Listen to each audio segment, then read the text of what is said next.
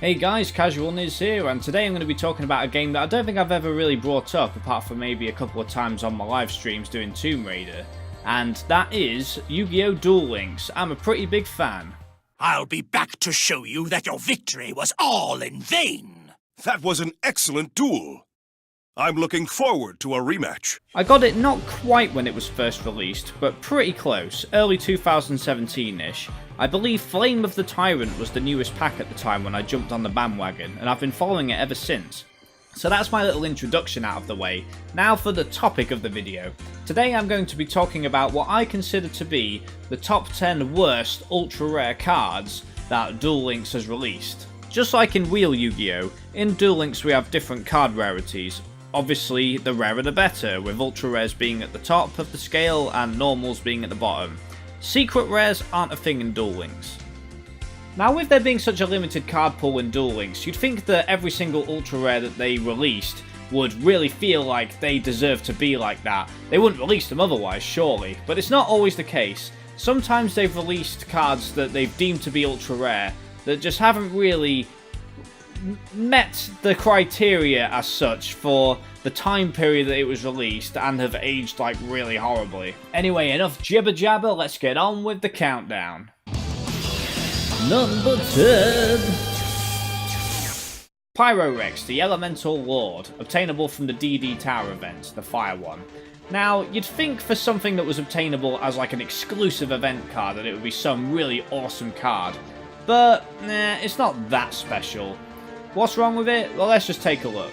Cannot be normal summoned or set, must be special summoned from your hand by having exactly 5 fire monsters in your graveyard, and cannot be special summoned by other ways. When this card is special summoned, you can target one monster your opponent controls, destroy it, and if you do, both players take damage equal to half the original attack of the destroyed monster. You can only use this effect to Pyro the Elemental Lord once per turn. If this card leaves the field, skip the battle phase of your next turn. This card would be pretty good if it said at least 5 fire monsters, because then you could probably toss it into any old fire deck and it would do quite well. Like, you could just chuck it in Volcanics or Jirax and it would probably be able to do something.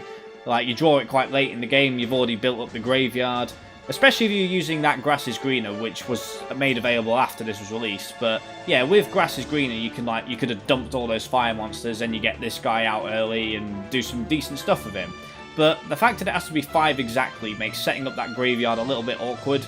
Targeting destroying one monster, and both players take half the monster's attack as damage. I guess if you were already winning anyway, you're not going to miss that damage, but you'd better hope your opponent does have any back row answer to it. Also, would it be too much to ask to not have to have that annoying problem where if Pyro ever left the field, you wouldn't have to lose your next battle phase? With such a meh effect like that, I don't think it's really that much better than the Infernal Flame Emperor from Flame of the Tyrant, and that was like an old set, the second mini box. Sure, you have to tribute to get it out rather than special summon, but at least it gives you back row removal by banishing fire monsters from the graveyard, which you're going to be guaranteed to have at least 2 of post tributing it out, rather than having to meet such a specific summoning condition for Pyro Rex. And because it's pretty strong, you're probably going to be able to run over whatever monster your opponent's got out anyway. So yeah, I'm really not feeling the ultra rare vibes to this one. It probably should have just been a super rare. The only reason it's at number 10 is because at least it is some kind of big boss monster you can swing for game with if you combined it with anti-magic arrows or something like that. Plus it was from the DD Fire Tower, so who gives a shit anyway. So yeah, only number 10, but let's see what else we got on this list. Number 9. Elemental Hero Lord Freezer. So this is a dude from the 200 card box from Galactic Origin, the 8th main box. Only reason this was made an ultra rare is because it was in the first set after they introduced all the GX characters into the game. And because Konami are like trying to follow the manga and shit, and Jaden used this card in the manga, I guess they wanted it as the flagship card for the new set for those reasons. If it was like an 80 box, I probably would have not bothered putting it on the list, but in a 200, it just kind of falls flat. I think by this point we're getting beyond just beat sticks, which is all it really is good for. I mean, yeah, you can tribute other hero monsters on the field to make it even stronger, but your opponent's probably going to be able to just get rid of it. I mean, I never saw this in ranked or even casuals. Like, maybe like once in casuals, actually, but no one was being serious with this card. Oh, and let's not forget that Gladiator Beasts were also released in that set, which were complete meta dominators at the time. So yeah, nobody gave a fuck about Terracotta over here. Number 8.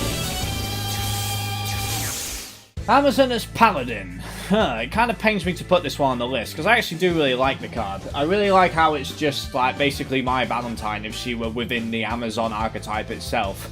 So yeah, that's pretty cool. Out of all of the 6 ultra rares that were released as level 40 character rewards, she's definitely, like, the weakest one, I feel. All Amazon as paladin does is boosts itself by 100 attack points for every Amazon on the field.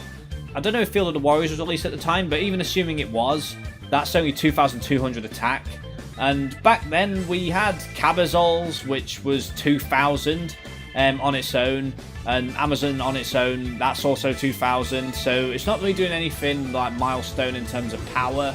The only thing I can really see is that, like, maybe they weren't sure how soon they'd release Amazon Fighting Spirit or Amazon Village. They haven't released Amazon Village yet, but they recently did bring us Fighting Spirit. So they probably just thought that we'd better make it ultra rare to be safe, because it could become like a really obnoxious card of like special summoning itself and like tigers, and you get some insane power going on.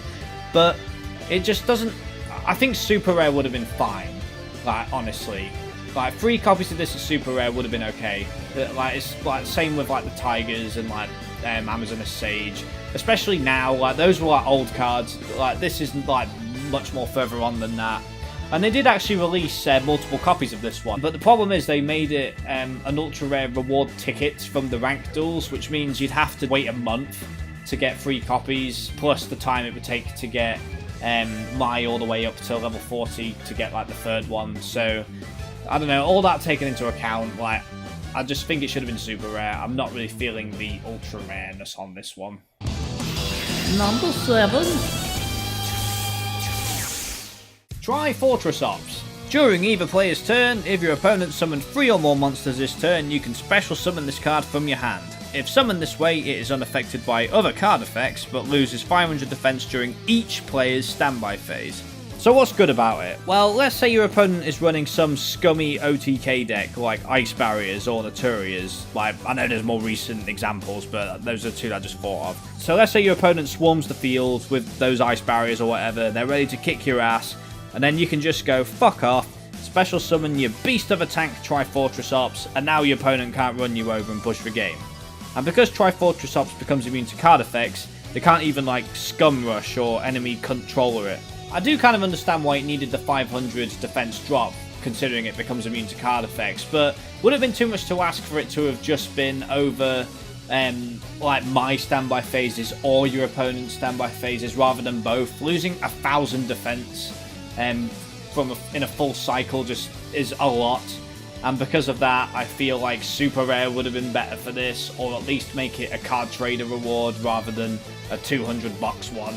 And it's not like the game has gotten to the point where people are going to be summoning 3 monsters like in every deck, like, ever. There's still a lot of like slowish decks happening. Ancient Gears are still kind of a thing, and they only summon like 1 monster at a time. So yeah, you have Trifortress Ops against that, it's not going to be able to do shit. Now let's assume we're playing in the future, where the game has become so fast that people are summoning like 3 monsters or more every turn. Would this still be a good card, like, to be justified as a 200 box ultra rare? No, because it's not really like proactive enough. All it does is it saves your ass once, and then it's pretty much useless, except to be used as like tribute fodder, because you can't even target it with your own card effects. So, oh, and it's not even a dinosaur, it's a machine type, so you can't even run it in Jurassic World for the 3,100 initial defense. So yeah, that kind of sucks. Number 6. Slate Warrior. Really, Konami? 10th main box in the game, 200 cards, and Slate Warrior is one of the ultra rares. Am I missing something here? Flip. This card gains 500 attack and defense. If this card is destroyed by battle, the monster that destroyed it loses 500 attack and defense. That's all it does. It's basically Rigorous Reaver if you buffed its damage potential, but removed the discard effect. I might be way off here, but the discard effect to me was what made the Reaver worthy of its UR stat. The more and more decks that we get that can tap into the graveyard power, the more useful that it could potentially be. One thing that I like to do with Rigorous Reaver is stick him in a plant deck and dump Rose Lovers like no tomorrow while forcing my opponent to discard stuff that they might need, while weakening their monsters on the field in the process. It's a pretty neat combo. Come out, Rigorous Reaver! I activate Rigorous Reaver's effect. Slate Warrior, on the other hand, yeah, okay, you can power him up pretty fast if you use like Book of Tyre to flip him in a Power of Dark deck, and then he's got like 2600 off the bat. Or you could just play Archfiend Soldier with Lucky Iron Axe for basically the same results. Even with the like removing the 500 attack and defense off the opponent's monster, compared to Reaver with the discard effect, I don't think it's really outshining it that much, if at all. Second mini box, Reaver. 10th main box, Slate Warrior. Yeah, the gap is not justified there. Slate Warrior shouldn't be ultra rare. Number 5. The Legendary Fisherman. I like the Legendary Fisherman, don't get me wrong, it's a cool classic card, but it kind of sucks. I mean, let's talk about some good things about it. One thing that's cool about Legendary Fisherman is that he's immune to spells as long as Umi's on the field. So if you're running this in a Mako deck, you're going to have a free Umi on the field anyway, so yeah, you're automatically immune to Scum Rush Headlong, Enemy Stupid Troller, and Order to Cheese. Except, of course, the problem is that your own spells don't work either, so you can't get the field power bonus, and you can't even equip anything onto it spell-wise or use Ryoku to run stuff over. Oh, and let's not forget, the standard of like level 4 beaters back then was 1900 with like Rex Raptor, so with his 1850, he's not even like running over anything anyway. And he takes a tribute to get out. So the only way to get this guy to run over stuff is with traps like Metal Morph, or like monster effects like Starboy to power him up, which will probably take you more precious turns to and like other resources to get going properly. And by then your opponent will probably have an answer to you anyway. And then there's the second part of his effect, where as long as Umi's on the field it can't be selected as an attack target. That's pretty good, except that it's not, because if you don't have any monsters on the field other than itself, it means your opponent can attack directly. Legendary Fisherman's always kind of sucked, and he's not, and even with like the buffs he kind of got, he just never really kept up with anything. And let's not forget about the fact that temp set in the game was like a new water pack, which featured a whole bunch of really cool water monsters, including the vastly superior Legendary Fisherman number 2. Sorry Fisherman, I do love you from the anime and all that great stuff, but you're just kind of bad. Number 4. Panther Warrior. Why is Panther Warrior ultra rare? Come on. Is it just because Joey used it in the anime with marginal success by conveniently having Scapegoat in his hand every time he also had Panther Warrior? I mean, what good is 2200 attack in Field of the Warriors when you have to tribute something anyway to get it to attack? I could kind of understand this if it was released in an earlier set, in the same way I understand why Unfriendly Amazon was a super rare in the first ever mini box. Of course, Panther Warrior isn't as bad as Unfriendly, but nowadays it's pretty clumsy to make use of it to justify its ultra rare status. The only thing I can give it merit for is that you could use enemy controller to tribute your own monster to steal your opponent's, then use the enemy monster as the tribute for Panther Warrior to attack. That's a pretty nifty combo, but it's hardly ultra rare. In terms of like the beat sticks we had in the Beast Warrior category, we also had Vorst Raider, Gladiator Beast Volley Bear, and Excarian Universe. Far more playable in a Beast Warrior deck. Yeah, Panther Warrior just doesn't really deserve to be ultra rare, while those are only super rares. Oh my god, it's number 3. All of the ultra rare level 4 vanilla monsters. So yeah, these are obviously very bad. A lot of people probably would have expected to see Axe Raider as the number 1, since it's obviously aged extremely badly, being a 1700 ultra rare, like Earth Warrior, just pretty bad. I can pretty much guarantee that if you have 3 copies of any of these cards, it was because you were actually looking for something else and just ended up with 3 of these in the process. Like maybe you were trying to get 3 Sphere Karibos, or 3 Soul Exchanges, or 3 Gazukis, like from their respective boxes. And the reason I say this was, even for early Duel Links, 1700 attack wasn't really a milestone, or 1800 attack for that matter, or even 1850 eventually when 5th set Crimson Kingdom got released, because Rex was at 1900 with like his 2-headed King Rex, and Crawling Dragon number 2. So even for back then, they weren't exactly powerful. Axe Raider's obviously the worst. To Name's Dark Witch, I can at least give some semblance of the benefit of the doubt that it happens to be the best vanilla light fairy in all of Yu-Gi-Oh! I'm pretty sure that's accurate, but you know what, they were all old, and they were obviously just waiting to be power crept. They were obviously put as like milestones for what this is the best unboosted vanilla that we're going to allow, and then we'll like take it from there. So I'll just give them all the bronze medal there. Number 2. Insect Queen. Oh my god, this card is so hard to make playable, let alone actually do something like really good with it. I'm not even going to waste my time explaining why it holds up badly by today's standard, instead just focus on why it was bad even back then.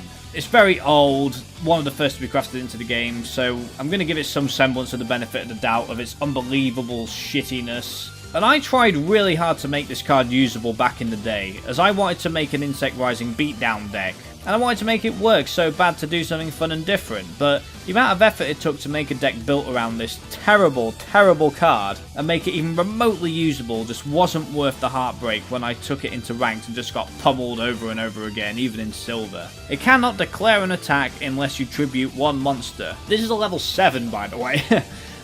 So in addition to the 2 tributes, you need to tribute another monster just to get it to do something. So that's -3 just to declare an attack. Now, of course, with Pinch Hopper, you can get it out pretty easily. So let's say you do the Pinch Hopper thing. If this card destroyed an opponent's monster by battle this turn, special summon an insect monster token with god-awful stats in attack position. Really? Attack position? You couldn't just let us pick whichever. I guess it's nice that you can like special summon a monster to replace the one you tributed, but the fact that it's like terrible and is a token, so there's certain things you can't even do with it. So now on your opponent's next turn, they're just going to be able to like run it over. So not only do I have to make sure that I've got Pinch Hopper and Insect Queen in my opening hand, and some other monster to tribute so that I can get the effect off, but I'm also going to need Labyrinth of Nightmare or Desert Sunlight so that I can get it back in defense mode again. Oh wait, sorry, those are traps, so I'll have to have waited a turn. You see what I mean about this being like really slow and clunky? And Insect Queen doesn't even offer any kind of protection for itself or the other insect monsters. You don't get any piercing damage for offensive plays, just nothing cool like that. It's literally just a greedy boosts itself and then has a bunch of annoying effects that don't really help anybody, except your opponent really. Alright, before we get to number 1, let's have some honourable mentions. Windrose, the Elemental Lord. Pretty much the same reason as Pyro Rex, but I like this one a bit more because at least this one removes the backbones of destroying like the one monster and then the stupid damage thing. Dinotherium, ranked reward at ultra rare, grinding 300 ranked duels. I don't think it's worth it when it's basically a shitty version of Gillosaurus. I'm just going to wait for Gillosaurus. Blackluster Soldier. Probably should have been a mini box, I think, but left him off because I'm probably just going to get a load of complaints about the Blackluster Soldier archetype. They're just taking so long to release those foe. So yeah, they're just dragging their heels with it, and being a vanilla ritual monster with admittedly good stats, it's currently not very good, but I can see that it could be someday, so yeah, left him off the list. Twin Barrel Dragon, one of the really old card trader cards. This card was just a fucking gimmick, really. Its special ability is a 1 in 4 chance of destroying any card the opponent has, like target destroy. So yeah, back then that was like pretty decent, but it's just gimmicky. The Winged Dragon of Ra. Winged Dragon of Ra is like a really bad card, no matter what the anime would have you believe. In the anime, the Ra that Marek uses is good because it has like 10,000 special abilities that Marek would just pull out of his ass like in every single duel. He'd always make up some new rule. But the one that actually got printed as the ones that we could use are actually really, really awkward. But anyway, time for the number 1! Pumpking, the King of Ghosts. Oh my god. This is a card that is so unworthy of having the ultra rare status that I actually didn't realise this wasn't already in the game. I thought this was in, for some reason, in Neo Impact or Valkyrie's Rage, like, you know, like 2nd to 3rd set tier, but I just never bothered to use it because I just didn't want to, because I don't think it's a good card. Then the Bones event happened. I go and duel him, and I see the animation of Pumpking, the King of Ghosts, and I'm like, oh, I guess they didn't release this guy yet after all. Oh, for funsies, here's a screenshot of me texting my girlfriend my surprise of seeing this card's animation for the first time. And surely enough, I go to check the duel rewards for beating Bones at level 40, and what do I see? Fucking Pumpking, the King of Ghosts is an ultra rare. Wow. If Castle of Dark Illusions is face up on the field, increase the attack and defense of this card by 100 points. As long as this Castle of Dark Illusions remains face up on the field, the attack and defense of this card continues to increase by 100 points during each of your standby phases. This effect continues until your 4th turn after the card's activated. Even as far as gimmicks go, I would rather use Ghost Tricks before this. But nobody who's serious about this game would ever run this over the Red Eye Zombies, other than for the lols. Pumpking doesn't even have its own inherent boosting effect. It has to sponge off of the Castle of Dark Illusions, which for some reason was super rare, but I'm not going to bother getting into that. And all the castle does is boost the power of zombies by 200 points until the 4th turn, rather than Pumpkin's measly 100. So yeah, you can potentially get Pumpkin's attack and defense upwards of 3000. But those increases are going to come so slow with all the setup it'll take to get it going and like get the castle on the field in the first place and the Pumpkin. Neither one of them has any protection, so yeah, card effects. Now you might be saying that like stuff like Insect Queen and Legendary Fisherman are worse, like really clunky, horrible cards, and Pumpkin is admittedly like easier to use than those, but at least those cards get like the OG status of being like really old, like first cards that were introduced. And Pumpkin just came like too late to be even remotely relevant. Like if Bones had been one of the starting characters and they gave him Call of the Mummy and the Castle like right there at the start, you could probably get some decent boosting beatdown going. And it'd be very vulnerable to order to charge decks which were on the rage at the time, but it could still have been okay. And then when Valkyrie's Rage came out, you get the Pump Princess to add to the mix, like to strip the enemy power, and it could have been alright for a while. Only reason this is ultra rare is because it's a signature card. That is the only reason. If it wasn't for that, I can't even imagine it being super rare, honestly, because it's just too slow and too stupid. The only good thing about it is that you can disenchant all but one of them to get extra ultra rare gems.